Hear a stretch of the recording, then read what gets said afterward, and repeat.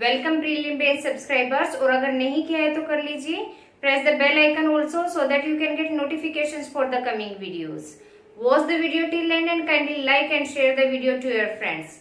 आज के वीडियो से हम नया टॉपिक स्टार्ट कर रहे हैं। क्लास 9th क्लाइमेट मीन्स जलवायु, ज्योग्राफी का आपका चैप्टर है ये।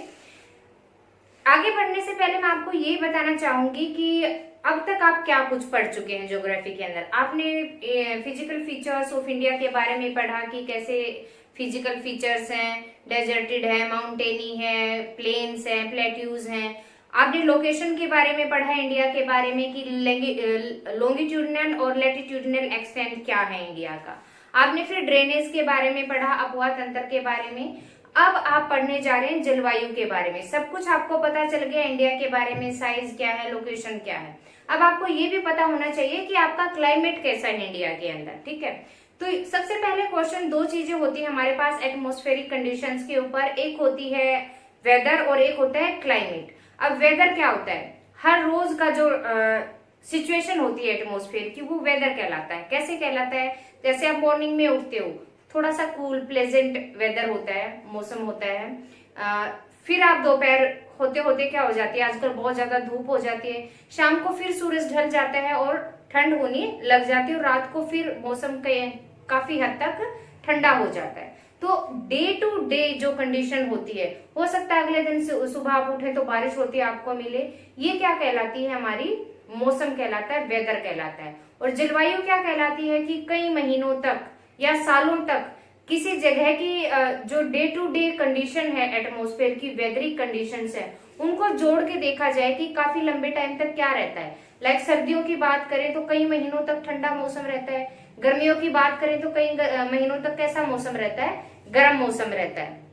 तो ये डिफरेंस होता है वेदर के अंदर और क्लाइमेट के अंदर। मीन्स डेली का पर्टिकुलर पॉइंट ऑफ टाइम पे वेदर कहलाएगा, और कई सालों तक, कई महीनों तक का अगर नापा जाता है, दैट इज आपका क्लाइमेट कहलाएगा, ठीक है।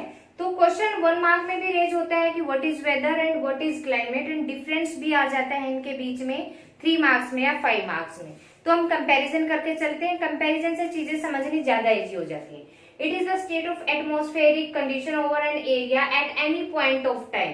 एनी पॉइंट ऑफ टाइम, जैसे मैंने मॉर्निंग बोला, दोपहर को बोला, इवनिंग बोला, तो ये पॉइंट ऑफ टाइम हो गया। एंड क्लाइमेट क्या है, it is the sum total of weather over large area for a long period of time.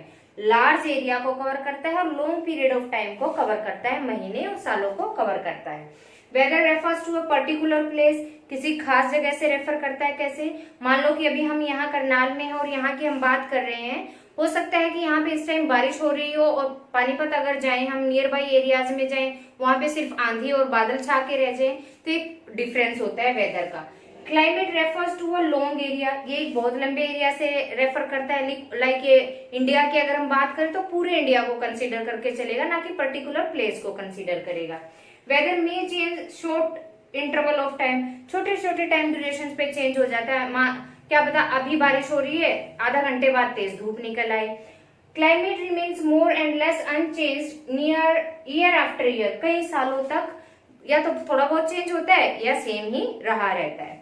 Weather influence any one of its predominant elements, temperature, humidity etcetera. किसी भी जगह के atmospheric conditions को कई चीजें effect करती हैं। टेम्परेचर होता है, ह्यूमिडिटी होती है, एयर प्रेशर होता है, प्रेसिपिटेशन होता है। तो इन सब चीजों से कोई भी चीज का वेदर या क्लाइमेट इफेक्ट होता है। लेकिन वेदर को क्या कह रहा है कि इनमें से कोई एक उसको इफेक्ट कर रहा होगा। लाइक अब की अगर हम बात करते हैं तो टेम्परेचर हमारे वेदर को क्या कर रहा है, इफेक्ट कर रहा है, गर्मी है अभी। Climate is the collective effect of all it's elements, ये जितने भी तत्व होते हैं किसी भी एटमॉस्फेयर को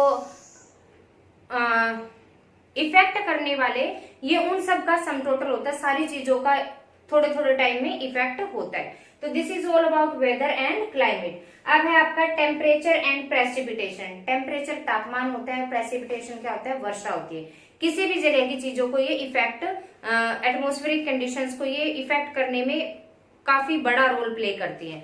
अब इसी के बेस पे यहाँ पे आपका टॉपिक है regional variation in climatic conditions in India, कि क्षेत्रीय आधार पर भारत के अंदर क्लाइमेटिक कंडीशंस के अंदर विभिन्नता क्यों पाई जाती है। पाई जाती है, बिल्कुल पाई जाती है। जैसे कि मैं आपको एग्जांपल देती हूँ कि राजस्थान का एग्जांपल लेते हैं। इस टाइम पे गर्मियों के दिनों में राजस्थान के अंदर बीकानेर, जैसलमेर जैसी जगहों की अगर आप बात करें तो टेम्परेचर 50 डिग्री सेल्सियस तक चला जाता है, और उसी सेम डे में टेम्परेचर नाइट के टाइम पे 15 डिग्री सेल्सियस तक रह जाता है। तो ये क्या है, टेम्परेचर में डिफरेंस है। क्यों? क्योंकि रेत जितनी जल्दी गर्म होता है उतनी जल्दी ठंडा भी हो जाता है।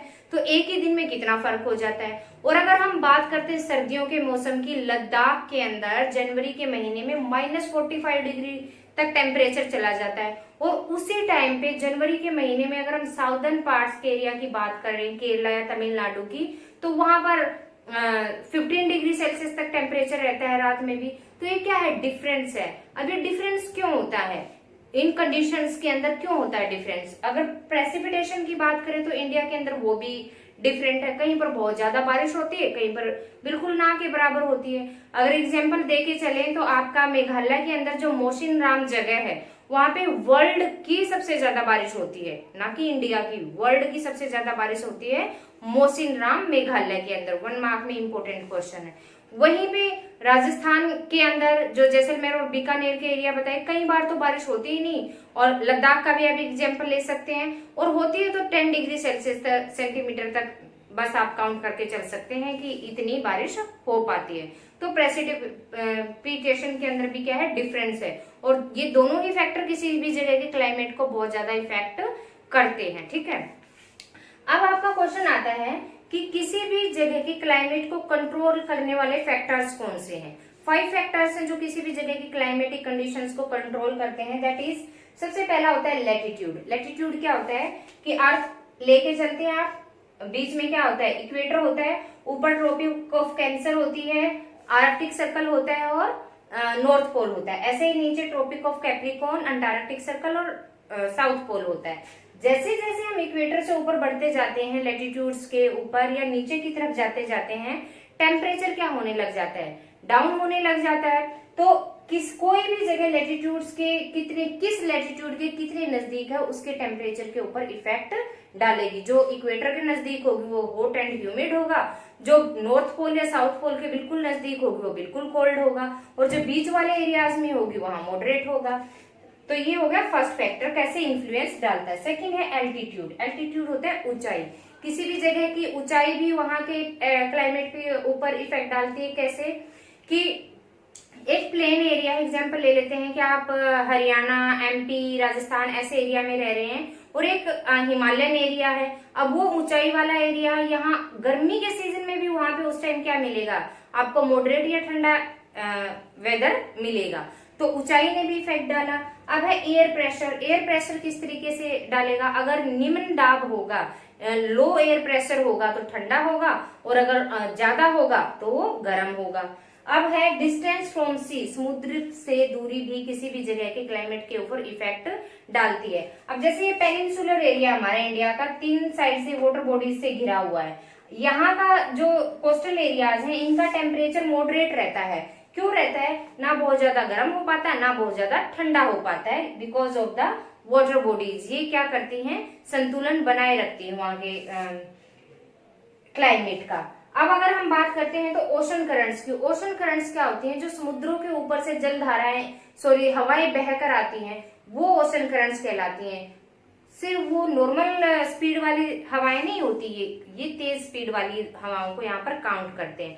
अगर गर्म इलाके से बहकर आएंगी तो वहां के कोस्टल एरिया को गर्म कर देगी, अगर ठंडे इलाके से बहकर आ रही है तो वहां के कोस्टल एरिया को ठंडा कर देगी। तो इस तरीके से ओशन करंट्स भी इफेक्ट डालती हैं किसी भी जगह की क्लाइमेटिक कंडीशंस के ऊपर। 5 मार्क्स में क्वेश्चन यहाँ आपका कंप्लीट हो जाता है। अब 5 मार्क्स में अनदर क्वेश्चन आता है आपका कि कौन से फैक्टर्स हैं जो इंडिया के क्लाइमेट को इन्फ्लुएंस करते हैं। यही सब चीजें हैं। लैटिट्यूड की अगर आप बात करें तो इंडिया का लैटिट्यूड मैं आपको पहले इसके हिसाब से क्लियर कर देती हूँ पॉइंट्स। लैटिट्यूड इंडिया का क्या है कि ट्रॉपिक ऑफ कैंसर इंडिया के बिल्कुल सेंटर से होकर गुजरती है। तो जो नीचे वाला एरिया वो इक्वेटोरियल एरिया कहलाता है, जो ऊपर वाला एरिया वो क्या कहलाता है, सब ट्रॉपिकल एरिया कहलाता है। तो ऊपर वाला मॉडरेट क्लाइमेट गेन करता है और ये इक्वेटोरियल ट्रॉपिकल एरिया गेन करता है, हॉट एंड ह्यूमिड होता है। आप साउथ के अंदर देखते होंगे कि जनवरी के महीने में भी यहाँ पे लोगों को वुलन क्लोथ्स डालने की जरूरत नहीं होती है। ठीक है, अब है the Himalayan mountain chain, altitude आ गया यहाँ पे। एल्टीट्यूड कैसे, ऊंचाई। अब नॉर्दर्न पार्ट के अंदर इंडिया में क्या है, हिमालय है, वो ऊंचे एरिया पे है। दो चीजें करता है वो, कि एक तो सेंट्रल एशिया से जो बहुत ठंडी हवाएं आती हैं बहकर नॉर्थ की साइड से, उनको वो रोकता है, उनके बीच में अवरोध डालता है, तो हमारा इंडिया बहुत ज्यादा ठंडा होने से बचता है।